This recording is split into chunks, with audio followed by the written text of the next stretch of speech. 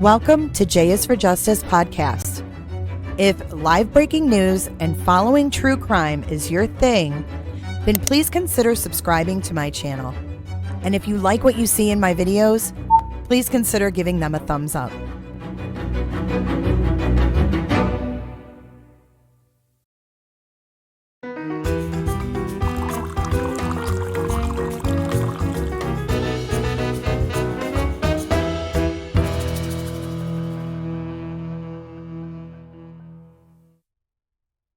Good morning, Roberters and Robertolinos. Roberta. And thank you all the moderators and the members in chat. I see a lot of greens and blues swimming around. Thank you for joining. My name is Jay. If you are new to my channel, please consider subscribing if you do like what you see. The first thing I want to talk about is we have focused a lot on law enforcement and transparency of law enforcement. And I was watching some YouTube videos and just catching up on things in my area. And this video stuck out to me. This is out of Clearwater, Florida. And it really kind of caught my attention because I have a 3-year-old granddaughter. And I saw this and I was like, oh my gosh, like this could be my granddaughter, this could be my family, this could be anybody's families that this happened to, and it's really scary. But the law enforcement aspect of it and the way that this was handled is really interesting to me, and I think it might be to you guys as well. So I'm going to play you, if you were to watch this now and didn't catch it 2 days ago when it happened, this is partially what you would see. Sure, I can do that. So and if you want me to do the whole name thing, it's Rob, R-O-B, Shaw, S-H-A-W, spokesman for the Clearwater Police Department and Clearwater Fire and Rescue. About 5:23 this evening, police and firefighters were called to the location behind us, 1112 Lakeview Road. It's Building Blocks Children's Center. At dismissal time, there was a truck that had pulled into the lot to pick up a family member. That driver, a female, adult female, saw a child either run in front of her or near her car. She went to hit the brake of her truck, She went to hit the brake of the truck, and instead of hitting the brake, she hit the accelerator. The truck lurched forward, went into the building a little bit, the support for the building, and struck a woman and her 3 children, and then another woman. And everybody has been taken to the hospital. The 3 children went to All Children's Hospital as trauma alerts. They're expected to be okay. Those were more trauma alerts for precautionary. So we have 3 children, a mom and a teacher, that have been barreled basically by this truck where the woman, to avoid hitting a child, hit the gas instead of the brake. And if you watch this, you would think that, this was taken very seriously. This is scary, right? These 3 kids probably traumatized. Now, let's skip forward a little bit. I mean, you would think this is a normal presser, right? Way, but I don't know that we have that answer at this time. Now,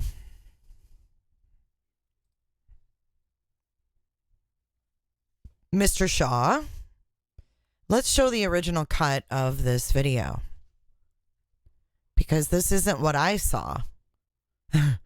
What I saw was a lot different. This is what I saw when I actually saw this uploaded roughly 10 minutes after it was uploaded. He wasn't here. Okay. He wasn't here, so we're hoping you can Fill in the blanks. And then we also wanted to ask, was it 7 transported or 5? Okay, because a lieutenant on scene told me 7. a fire person? Yeah. No? Go with Rob. No. No? The owner said what? The owner said 5 too. I just talked, because I pulled over in a lot right down the street and just talked to the guy who's primary on it. He gave me 3, 1, and 1, and my math shows 5.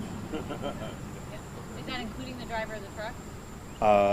Yes. Well, let me see. Wait a minute. Hang on. This just in. Right, yeah. I Now my numbers are showing I 6. know, and I made sure he was in charge. I know, I hate to do it to you, but you guys got something and I got something else, and I spoke to the guy. This was all on YouTube, you guys. Quick question. So somebody fired. And he said district manager.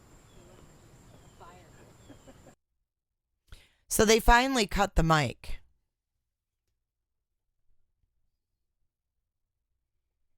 Cut his mic. It's Cut his mic. I find this to be disturbing. I don't like how this guy, he's the public information safety officer or whatever for the Clearwater Police Department.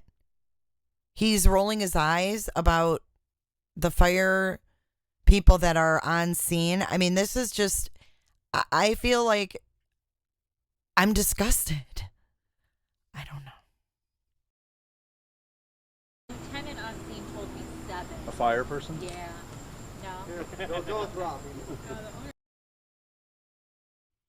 But yeah, they did cut the mic, and then they do come back, I believe, and do, yeah, here we go. Fuzzy math. So we're going with 6. Oh, we're going to go with 6, 6? Yeah, including but- the driver of the truck. Yeah, because he wasn't, and when I talked to him before, he wasn't really counting her as being an injured person from the thing. 'Cause, Oh, okay. yes. All So, right. We'll get you to break it down. and I don't know like names of victims and all that, but I've got dates of birth and that kind of stuff. So I've got, I Okay, think their ages. yeah. Let me look at the ages real quick, Yeah. just to do my math. He can't look at a date of My birth math and is find not an my age. strong suit, so.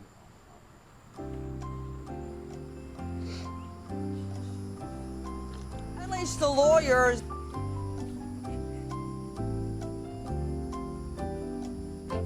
Okay, in case I forget to do math later, the kids are 3, 2, and 5.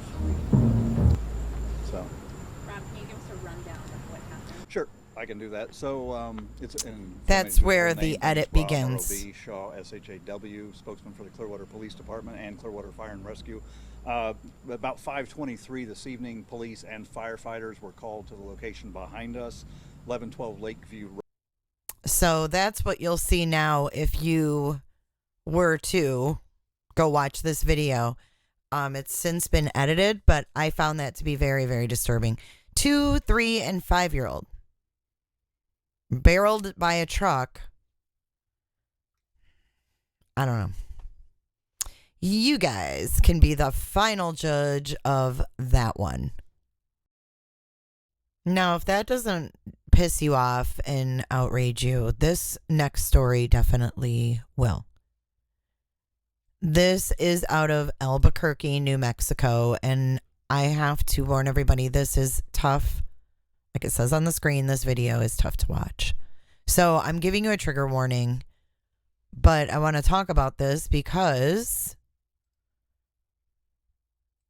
these things need to be talked about, and we need to spread awareness because there's too many little children dying.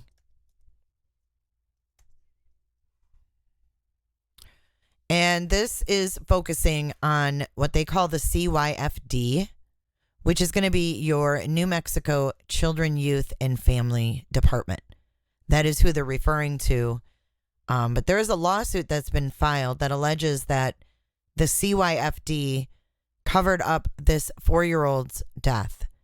And here we're going to watch some body cam of this little boy when he was brought to the doctor.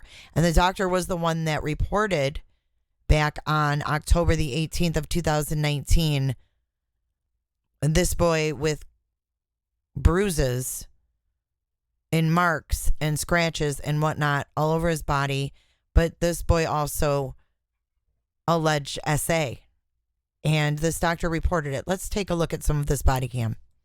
Favorite thing about Halloween? Pikachu. I like my big trucks. He's polite, concerned about a tired officer. You okay? Huh? Are you okay? Thank you for asking. October 2019, James's mother had taken him to this Duke City urgent care because his arm was hurting.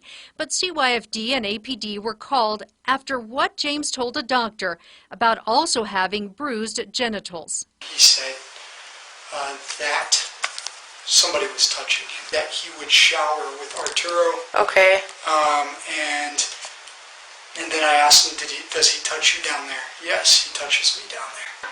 Can you do me a favor and show me all your owies you have right now? APD does a thorough exam. Where it hurts right now? They find bruises all over. He has a black eye, a cut on his face, a swollen hand, an arm injury, and he's still in a diaper. But kid has a lot of marks and bruises on him. There's a lot. That's a CYFD caseworker filling in on this case that day, telling police what she found. James's mother, Krista Cruz, has excuse after excuse. She would tell police she had no idea her ex-boyfriend Arturo was molesting her son. Cruz and James are now living with their friend Pamela Esparza and Esparza's boyfriend, Zarek Marquez, in an apartment near the fairgrounds. The couple routinely babysat the boy. Esparza shows up to the urgent care, and they blame the bruises on Esparza's 2-year-old. My 2-year-old is a very cute little girl. She's very mean. CYFD would send James to a foster home temporarily, suspecting Marquez was behind the injured arm, cuts, and bruises on his face. The only worker that had ever investigated the home where he was living with Zarek and Pamela was begging her bosses to do the right thing and take him into custody. And they said no. They said, calm down. That's what they told her. Attorneys Alex Kreka, Rachel Berenson, and Sarah Kreka have filed a wrongful death lawsuit on behalf of James's grandfather. They say during a recent deposition, James's CYFD caseworker fought to keep him in CYFD custody, but her supervisors told her no. They said, calm down. That's what they told her. Calm down. We're going to send him home with his mom on a safety plan. 52 days later, he was dead. Cruz had promised she would not return to Marcus's apartment. Less than 2 months later, James is found lifeless at Marcus's home. This is what he told police that night. He checked on his ear. I cleaned his ear up. And he said, I don't feel good, Dad. And went and fell back. And he hit his head against the wall. I'm placing you under arrest, okay? Marcus had beaten James to death. They didn't download any of the evidence. They didn't protect the evidence. And this is after he died. Attorneys today amended the lawsuit to include allegations CYFD tried covering up how they handled the case. CYFD managers directed the investigator, who was the last investigator assigned to James Dunkley's case, to erase her notes before entering them into the official CYFD system. I took a ton of pictures. And attorneys believe all those pictures were destroyed. And she had all of that evidence on her phone. Attorneys say the caseworker turned that phone in and it was reset to factory settings. People need to be fired over this. Her 2 superiors told her, you will not say a word. You are going to sit and be quiet during this meeting. The attorneys are demanding change. We would love to not have to be representing dead kids. We would love for CYFD to do their job. CYFD responded multiple times throughout James's life to investigate abuse claims.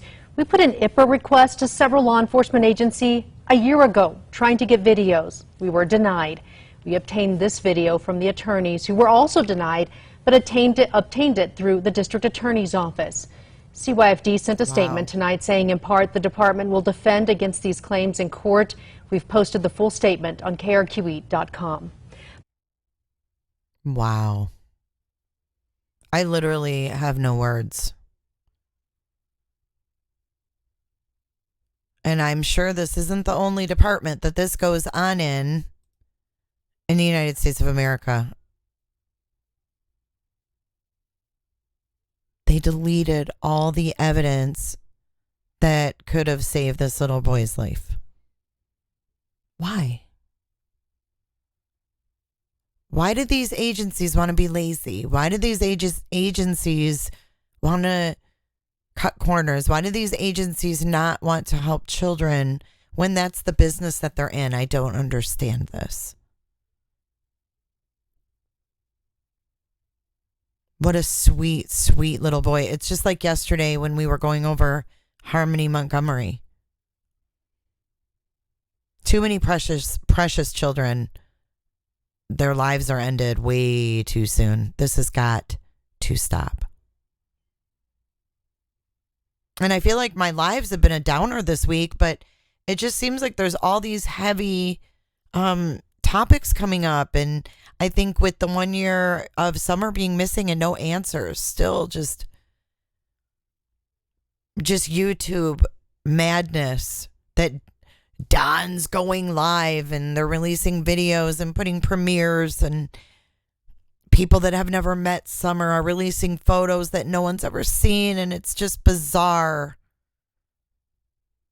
But at the end of the day, little Summer remains missing. No matter what happens with dogs and cats and 110 Ben Hill Road and neighbors and trucks, little Summer's still not around. That's a problem. That's a problem. When people are more focused on Jose Roman than they are Summer Wells, that's a problem. When people are more focused on having 3 vigils for Summer Wells instead of showing Summer Wells what it means to be a fucking adult and come together. I mean, this is just against anything that any little child would ever understand. And I'm just going to leave it at that. I have nothing but respect and much love for Summer Wells. And that's why I'm going to leave it at that. Thanks a lot, Katie. Breaking news out of Charlotte County at this time. The sheriff's office says a man missing since Friday has been found dead. Deputies just confirming to Fox 4 that investigators found Daniel Grabenek's body in a wooded area behind Timothy Avenue in Port Charlotte. They have not been able to determine his cause of death at this point. Wait, what? I've never heard of this one. Man missing since Friday found dead in wooded area behind Timothy Avenue. In where? Port Charlotte? Timothy Ave, Port Charlotte, Florida. Oh my God. Summer Lou, come here. Timothy Ave is right here. Let's see the satellite view.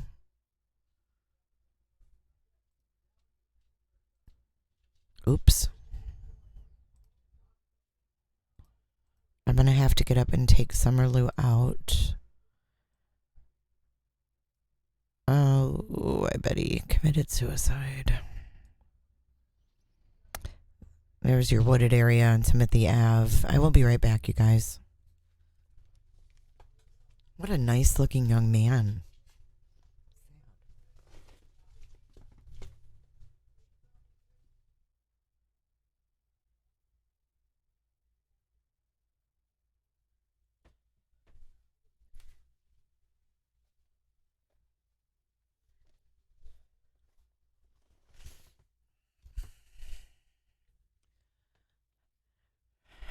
Okay. So I hadn't heard about this missing man. So Charlotte County missing man.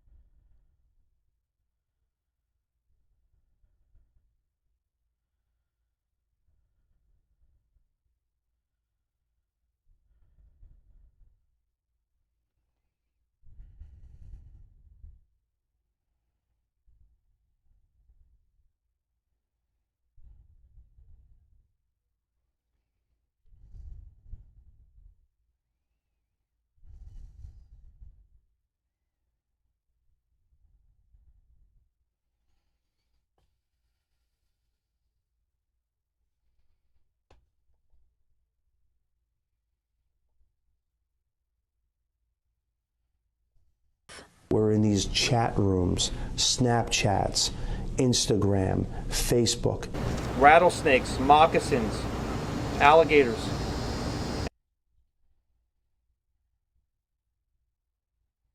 Airplanes, drones, helicopters.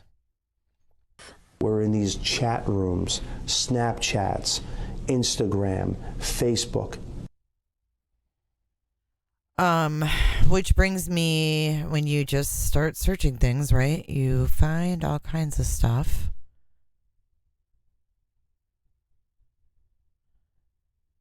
Let's go to the Charlotte County Sheriff's Office and see if there is anything on here about them.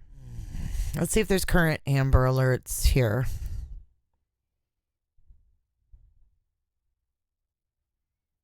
These are the current Amber Alerts. I was just like searching around, you guys, so I just wanted to show you some of the things I found that you can also look at in your states. So like for Florida, this is the current Amber Alerts that are active right now. You can see there's 1, 2, 3, 4, 5, 6, 7. Like Mr. Shaw, my math is not my strong suit either. Let's go back here. So anyways, you can see the active Amber Alerts that are here in Florida. And then over here, I mean, the states have a lot of resources that I've never even like looked at. So missing, unidentified, you can search by name here. Current missing child alerts. We have 2 of them. One since 2006 and one since 2012. And I'm going to look at both of them. All right, so the first one is from 2006. This is Jessica Beatrice. And she was 4 years old. And the suspect looks like it's her mother, Leticia Beatrice Martinez. And that's pretty much all the information. The age progression photo there. And that is out of Seminole County, Sanford, Florida. And then this one from 2012 is Morgan Martin. And she went missing July 25th of 2012 when she was 17. She would now be 27, and she went missing from St. Petersburg. It says Morgan Martin was last seen in the 2800 block of 17th Avenue South in St. Petersburg. She was last seen wearing a hot pink hooded jacket with fur around the collar, gray sweatpants, and pink fuzzy slippers. She has a tattoo in Spanish on her right hip, as pictured, and also has a large scar on her right foot and a scar on the left side of her chin under her lip. But there's no circumstances listed. So let's take a look at the 2800 block of 17th Avenue South. She was wearing slippers, so that would lead me to believe she wasn't like planning on going somewhere. So it was the what block? 2800 block. All right, let me show you guys what this is looking like here. And let's move her over here. Okay. This is the block that she went missing from. There's got to be more to this story. Now that is a tiny house. That could be so cute too. I mean, I literally see diamonds in the rough. Like I see that little thing and some people might say, God, what a little shack. I see that and I think that could be so fucking cute. This is where she went missing from though, guys. I think this might even be a dead end, is it? Like eventually. Okay, so let me search this up because I need to know her story now. Morgan, I need to know your story. I come across these and I always feel like it's for a reason. Morgan Martin. I feel like they need their stories told. Morgan Martin. Oh, wow. There's an up as of April 28th. Why is she still on the Florida missing endangered? Jacoby Flowers pleaded guilty to second-degree murder in the death of Morgan Martin, who was 17 and 4 months pregnant at the time. Jacoby Flowers, the man who killed St. Petersburg teen Morgan Martin in 2012, was sentenced to Thursday to 40 years in prison by a judge in Pinellas Pasco Circuit Court. Martin was 17 in 2012 when she disappeared. She was 4 months pregnant and in a romantic relationship with Flowers. Martin's mother, Lee, said she doesn't forgive Flowers. I don't blame her. You killed your own child and my child. 40 years wasn't enough, but then again, 1,000,000 years wouldn't have been enough for me. On April 12th, Flowers, who's now 34, pleaded guilty to second-degree murder.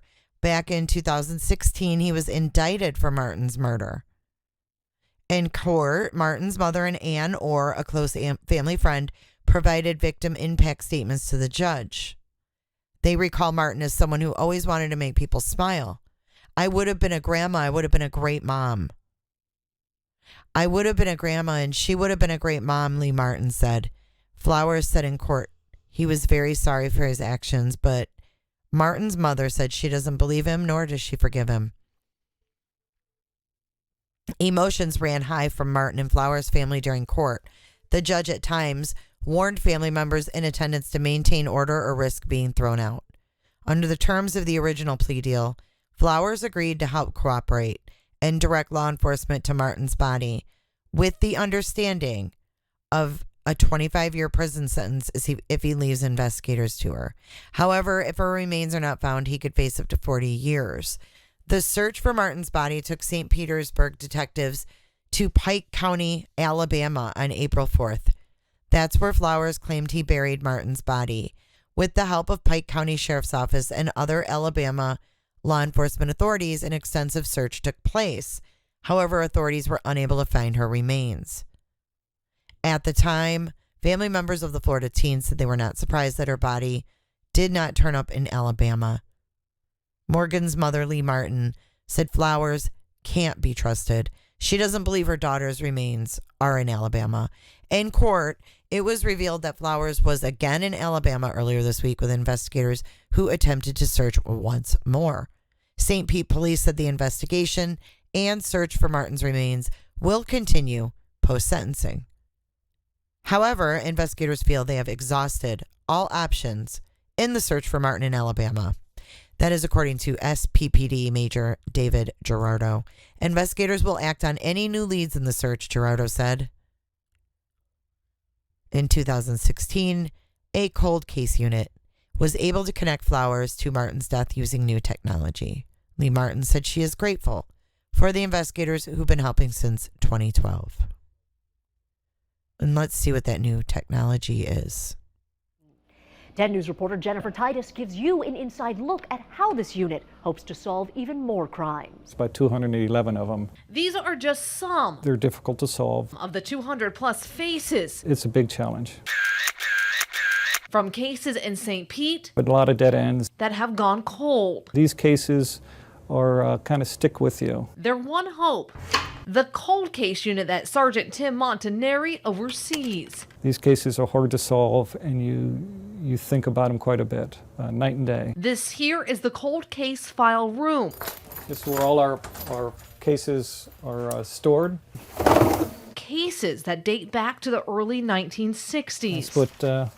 That's what we start with. Thanks to new technology, the unit submits evidence for DNA and fingerprints that detectives didn't have years ago. Every case we'll work in, we want pictures up to remind us of ultimately who's our boss. Along with the victims' photos, they put together binders with every piece of evidence they might have. This is for the state attorney's office. In hopes one idea, one fingerprint may lead them to the murderer. Want justice done. And the case can go from cold to closed. There's someone dead, and you need closure. We need to do our best to try to solve it.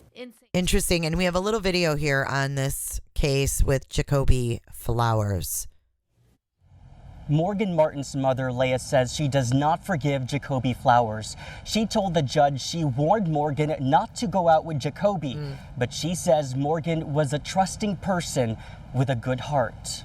And she was beautiful. And this is just, it just makes me sick every day. Leah Martin says Morgan would have been a good mother. But I would have been a grandma. And she would have been a great mom. Leah and loved ones never stopped thinking about Morgan 10 years since she disappeared. We're missing somebody that deserves so much better, and that I'll never be able to hear that little baby say Nana. In court, Jacoby Flowers, now 34, says he's Yikes. sorry to Morgan's family and his own. I am a human being. I'm not a monster, despite of what you may think. There's not a day that goes by in the last 10 years that I haven't felt the deepest level of regret and remorse for my actions. But Morgan's family isn't buying his remorse. You killed your own child and my child. 40 years wasn't enough, but then again, 1,000,000 years wouldn't have been enough for me. Flowers will be serving his time in prison. In the meantime, Morgan's mother says they're hoping someday someone will find Morgan. One day, you know, somebody's out walking and they find her. I've been praying for that for years. Under the original plea deal, according to court documents, Jacoby Flowers could have served a 25-year total sentence if Morgan was found. Despite his sentencing today, Morgan's family says they will never stop searching for her. And Flowers was taken back to Alabama earlier this week to help searchers there. Now, police here in St. Pete say they will not stop looking for Martin's remains even after Flowers is sentenced, but they do feel like they have exhausted all of their options in Alabama. Okay, and I'm just going to say it. My heart breaks for this mom, but I can't help but think she was 17. This guy was how old? 30? We have to do better. It starts at home. It starts when they're kids. It starts when they're little. It starts when they're little.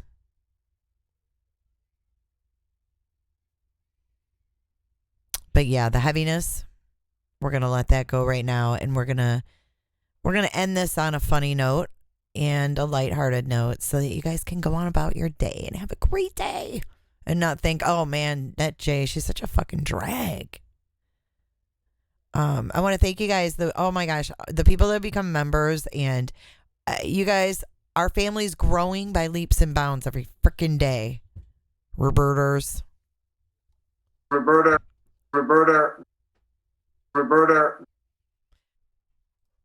Golf balls are flying onto the interstate, but it isn't from Topgolf. We see this guy on the side of the road just literally having a full golf game. That's right. A man is playing a full round on the side of the road. This was like Tiger Woods Jr. out there. He was just doing his thing. He was literally like, you know, he was doing it. You know, I always like to record when I'm on the road because you just never know what you're going to see. You know? Jose and Catherine Rodriguez spend most of their time on the road, vlogging for their YouTube channel, Southern Life. You just go out there and record and you'll find something that's interesting. Their most popular videos are typically of the Florida man variety. You know, nothing beats Southwest Florida when it comes to seeing crazy stuff. Jose and his wife were shocked when they saw someone working on their golf swing just right on the side of the interstate. Did he just stop the car? What the crap? That guy's playing golf on the side of the road. He was literally like, you know, he was doing it. Jose says the golfer was teeing off with real golf balls flying onto the interstate. Those guys was all Tiger Woods out there. He's not sure why the rogue golfer decided to find this green. I don't know, maybe his vehicle broke and he was waiting for a tow truck and they're like, it's gonna be 3 hours, man. That's pure speculation. But Jose is sure he doesn't want this guy's hobby getting anyone hurt. Who knows what this guy was thinking? I mean, it's just a really dangerous place to do it. Hitting golf balls onto the highway is illegal. Whatever recreational activity you're into, enjoy it somewhere where it's safe. It's gonna be 3 hours, man. I am signing off. Dance it out. I'll see you guys soon.